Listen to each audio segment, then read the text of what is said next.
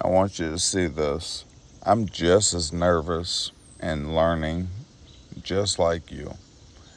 I've been doing this for 5 years, and the conclusions I've come to are this ain't working. This day to day grind, this day to day crap, working these jobs, like this is the slave trade. This is modern day slavery. This is nonsense. They got me busting my butt for peanuts, and it's never enough. So I really started digging into what are they doing? How are they never paying their fair share of taxes? Because you always hear about it. Why are we always saying that, but yet no one's ever getting in trouble? No one's ever being held accountable. Why? And that's why I found out more about it. That buy, borrow, die. That's where it all came from. That's what they're doing. So what I want to do, as you see on this chart, this was me just investing. This was me just investing over and over, trying to trying to figure this thing out. When I finally figured it out, top of the year, I decided to drain this account purposely down to nothing. And then I want to try the new process because I'm a firm believer in unsubscribe. Unsubscribe and all the crap they taught us. Unsubscribe from all the things they told us, all the algebra and all this nonsense that means nothing at the end of the day. That's not the game they play, and I'm trying to show you and teach you their way of doing things. So I start putting into practice the buy, borrow, die strategy, and as you see, it's working out pretty well from the beginning of the year.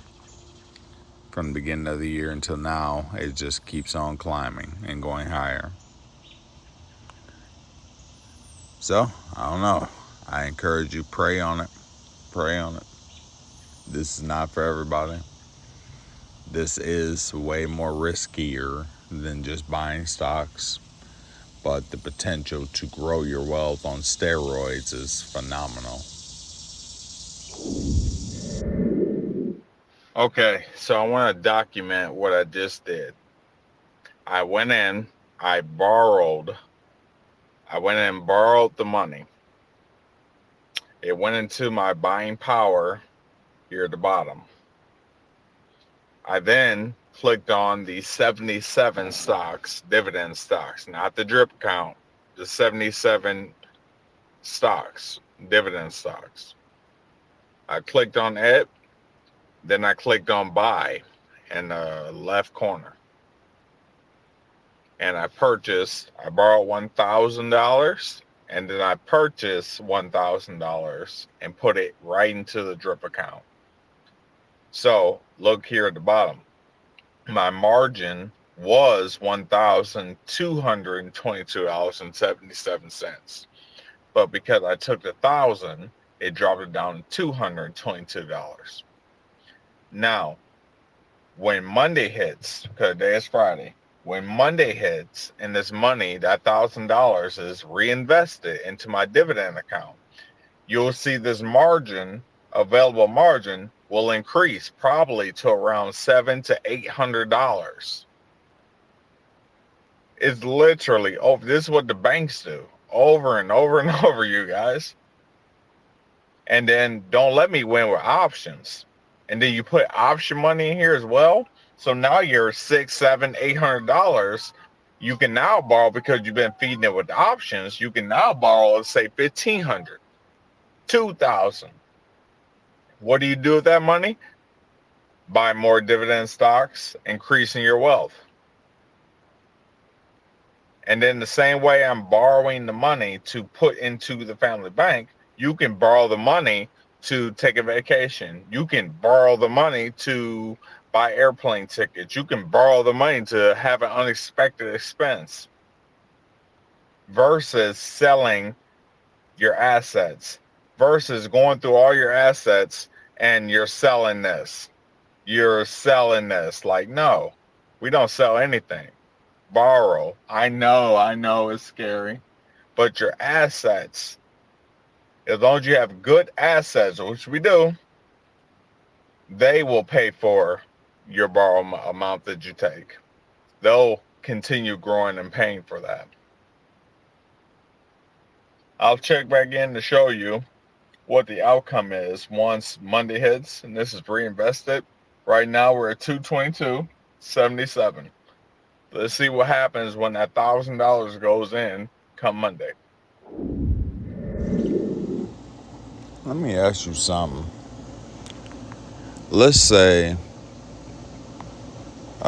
person A goes into the bank and he deposits $1,000 into the bank from his job, whatever. Person B comes in and needs a loan, and he wants a $1,000 loan. He has good credit, meets all the requirements, and the bank gives him your $1,000 as a loan.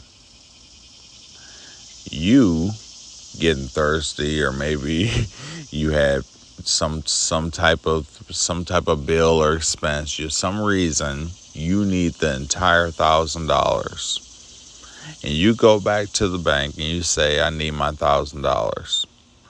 They don't tell you no. They give you $1,000. But didn't they just loan your money to person B? So how are they giving you $1,000? All right, today is Monday, July 14th, 2025. All right, so I wanted to do an update. The $1,000 went in this morning, purchasing 77 dividend paying stocks. And what happened, remember on Friday, I was showing you how the margin was at $222. When that 1,000 went in, it gave me borrow power against it. Think about that. I borrowed. This is exactly how the banks do things. I borrowed the money to turn around and invest it into the stocks. And because I did that, they turned around and gave me more borrowing power. Isn't that weird? Because that math doesn't math, and that's what the banks do all the time. This is how they grow their wealth. This is how the rich get richer. This is a totally different mindset right here. And then again, as this account grows, I'm going to continue putting my option winnings in. It's going to continue giving me more dividends and buying more stocks. And when that margin power gets back to $1,000, once again, I will borrow that 1,000 and then put it into the dividend stocks. Well, what about the payment? My assets will handle the payment. I don't have to worry about that. Trust in the process.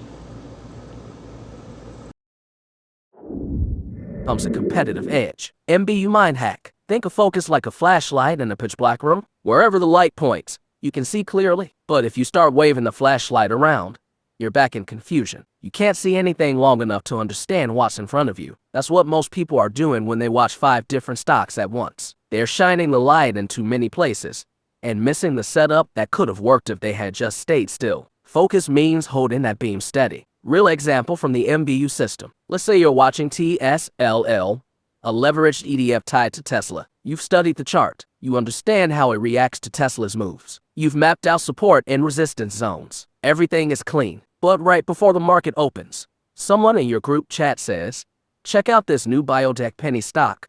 It's about to explode. You pause. You hesitate. You get curious. Suddenly, you're no longer focused. Now your flashlight is waving around. You're second guessing your plan. You sell early, or worse, you jump into something else entirely without research or confirmation. That's how most traders lose.